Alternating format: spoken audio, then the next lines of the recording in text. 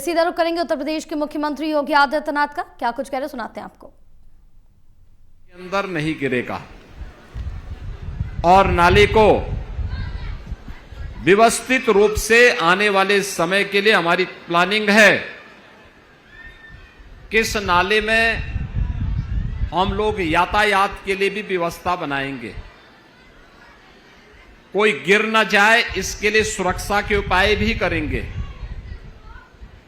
हमारा प्रयास होना चाहिए कि नाली में कोई गंदगी न गिरे, कूड़ा न फेंके।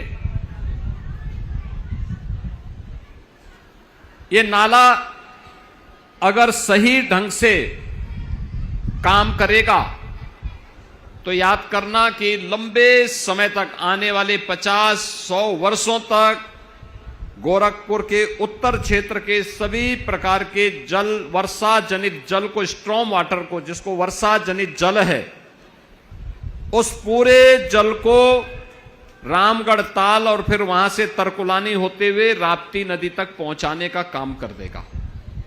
यानी कहीं भी जल जमाव नहीं होगा। लेकिन अगर हम लोग उसमें कहीं भी बाधा पैदा करेंगे, कूड़ा डालेंगे, कोई कब्जा करेगा, उसके कारण जो लाभ लोगों को मिलना है, फिर जल जमा होगा, लोगों के घरों में पानी आएगा, बदबू आएगी, बीमारी आएगी। इन सब से बचने के लिए यह गुड़धोवा नाला के पुनरुद्धार कार्य को पूरा किया गया है, पूरा किया जा रहा है। मैं धन्यवाद दूंगा आप सभी लोगों को। कुछ लोगों ने जमीन ले ली थी, गलती उनकी नहीं थी, गलती उन भूमाफियाओं की थी जिन्होंने समाजवादी पार्टी या कांग्रेस के समय में सरकारी जमीन को गलत इंदराज करके उन गरीबों को यहां पर पैसा लेकर के ठगने का काम किया था। लेकिन अब ऐसा नहीं हो पाएगा। जिन लोगों ने जमीन जिनके नाम थी उनको उसका कंपनसेशन मिला है, नाले को पुनरुद्धार किया गया है, सीवर लाइन का काम अंतिम चरणों में चल रहा है और मेरा विश्वास है कि अगर इसी प्रकार से गोरखपुर महानगर के अंदर सभी नालों का पुनरुद्धार हो गया, एक भी बूंद पानी बरसात में गोरखपुर महानगर के अंदर नहीं लगेगा। और यही कहने के लिए आज मैं आपके बीच आया हूं। इसमें जनता की जागरूकता बहुत मायने रखती है और उसी दिशा से आज हम सबको यहां पर ये जो 17.5 किलोमीटर का इंटरसेप्टिक टैंक सीवर लाइन इसमें बनाई गई है, 9.5 किलोमीटर का नाला बना है, 36 MLD की सीवेज ट्रीटमेंट प्लांट का कार्य पूरा हो चुका है और 61 MLD main pumping station, 14 bridge, इस पूरे नाले में इस पार से उस पार जाने के लिए 14 ब्रिज के कार्य भी पूरे किए जा चुके हैं। मेरा मानना है गोरखपुर उत्तर की लगभग 3 लाख से अधिक की आबादी इससे लाभान्वित हो रही है और इसके कारण यहां के लोगों को काफी राहत भी मिलेगी, बीमारियों से मुक्ति भी मिलेगी, गंदगी से मुक्त मिलेगी, एक अच्छा वातावरण आपको आने वाले समय में मिलेगा। इस पूरे नाले के दोनों ओर मैंने अभी प्रशासन से कहा है, सड़क का निर्माण भी होना है। उसके लिए अगल इधर उधर जाने के लिए ब्रिजेज भी देंगे। सघन वृक्षारोपण होना चाहिए। सरकारी लैंड जितनी भी है उन सब में वृक्षारोपण का कार्यक्रम हो, हरियाली रहे, शानदार अच्छा लगे। इसके लिए आप सबको जुटना होगा।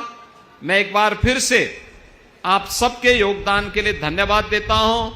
नाला निर्माण के कार्य में आपके सकारात्मक योगदान के लिए आप सभी को मैं धन्यवाद देते हुए आप सबका आह्वान करूंगा कि विकास के लिए आज जो आप सबका योगदान मिल रहा है, आज उसी का परिणाम है कि मोहद्दीपुर से लेकर के ये बाईपास का मार्ग स्पोर्ट्स कॉलेज से लेकर के बरगदवा तक का मार्ग या असुरन से लेकर के मेडिकल कॉलेज का मार्ग या असुरन से लेकर के पिपराइस तक का मार्ग, ये सभी 4 लेन के हो गए हैं। 4 लेन का होने का मतलब आपकी संपत्ति का मूल्य बढ़ जाना। जिसका पहले आपको 1 लाख रुपया मिलता था, अब ये मार्ग पूरे होने के बाद उसके 5 लाख रुपए कम से कम मिल जाएंगे।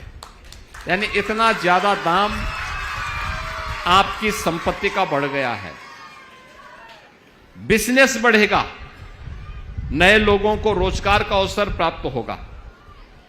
अनेक शोरूम आ रहे हैं, अच्छे अच्छे शोरूम आ रहे हैं। जिस सामान को खरीदने के लिए पहले आपको बाहर जाना होता था, अब वह शोरूम आप ही की सड़क पर खुल रहे हैं। तो खरीदारी करने के लिए भी आपको अच्छे स्थल मिल जा रहे हैं, अच्छे प्रतिष्ठान मिल जा रहे हैं। विकास ऐसे ही आगे बढ़ता है और उस विकास की प्रक्रिया का हिस्सा आप सबको बनने का अवसर प्राप्त हो रहा है।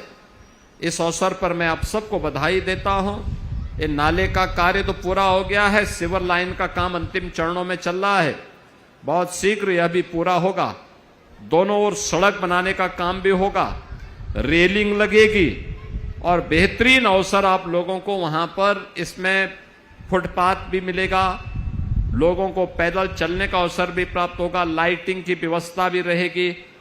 एक अच्छे कार्य को आपको प्राप्त हो रहा है। इन 17 वार्डों को मैं इसके लिए हृदय से बधाई देता हूं, अपनी शुभकामनाएं देता हूं। और आप सब मौसम विपरीत होने के बावजूद यहां पर आए हैं, इसकी भी अपनी हृदय से धन्यवाद देते हुए आप सबके प्रति मैं अपनी शुभकामना देता हूं। धन्यवाद। जय हिंद।